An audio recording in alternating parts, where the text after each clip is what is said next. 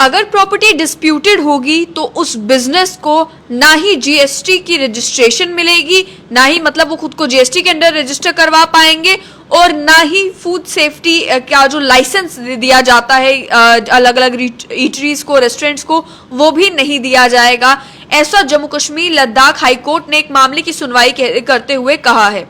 मामला था श्रीनगर का। श्रीनगर में एक रेस्टोरेंट चलता है सैमसी रेस्टोरेंट नाम का, जिसको लेकर एक केस जो है वो हाईकोर्ट में पहुंचा, जम्मू कश्मीर लद्दाख हाईकोर्ट में। मामला ये था कि जो बिल्डिंग थी जिसके अंदर वो रेस्टोरेंट फंक्शन कर रहा था, उस बिल्डिंग को जो है वो दो भाई जॉइंटली ओन करते थे, जॉइंटली उसके मालिक थे। लेकिन एक भाई को लेकर जो है वो पिटिशन ये डाली गई कि उन्होंने दूसरे भाई की जो जीएसटी रजिस्ट्रेशन है वो भी कैंसिल करवा दी, फूड लाइसेंस अपने नाम पर इशू करवाने की कोशिश की, और उसी को लेकर जो है वो दूसरा भाई कोर्ट में पहुंचा ये कहते हुए कि बगैर मेरी नॉलेज के जो है ये सब कुछ किया गया है इस प्रॉपर्टी के ऊपर। इस मामले की सुनवाई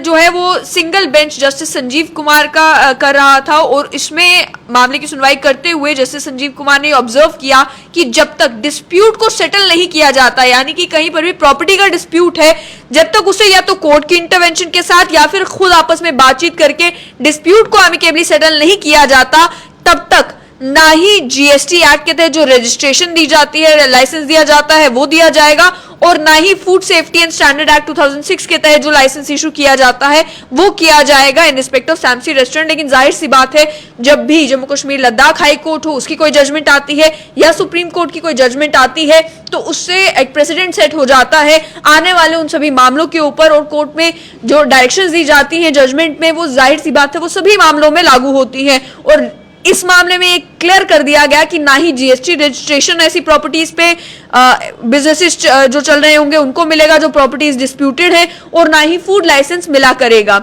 ये कहा गया कि जब तक प्रेमिसेस, यानी कि जिस प्रॉपर्टी के ऊपर कोई बिजनेस चल रहा है, चाहे रेस्टोरेंट चल रहा है, चाहे कोई कारोबार चल रहा है, जब तक वो ही अंडर डिस्प्यूट होगा, तब तक जो है डेजिग्नेटेड अथॉरिटी कोई भी उसके पास ये ताकत नहीं है कि वो या तो प्रीवियसली चल रहे लाइसेंस को रिन्यू करे या नया कोई लाइसेंस जो है वो जारी करे।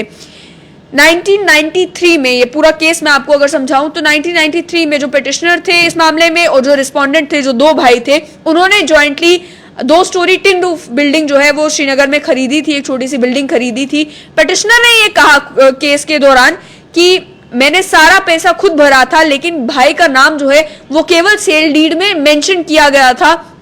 उसने एक भी पैसा जो है इस बिल्डिंग को खरीदने के लिए नहीं दिया था। पिटिशनर ने ये क्लेम किया कि मैंने इस बिल्डिंग को उसके बाद एक 6 स्टोरी की बिल्डिंग में तब्दील किया, ग्राउंड फ्लोर पे अपना एक रेस्टोरेंट चलाना शुरू किया, और बाकी जितने भी फ्लोर्स हैं उन्हें अलग अलग किराएदारों को दे दिया। पिटिशनर का ये कहना था कि हालांकि वो इतने सालों से सैमसी रेस्टोरेंट वहां पर चला रहे थे, लेकिन उनके भाई ने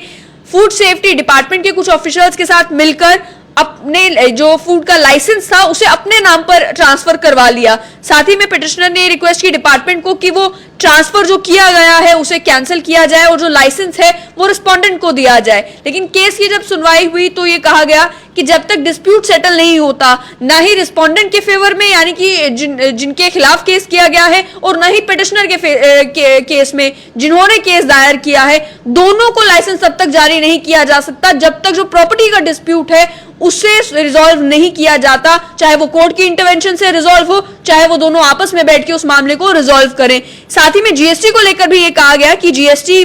रजिस्ट्रेशन का जहां तक मामला है,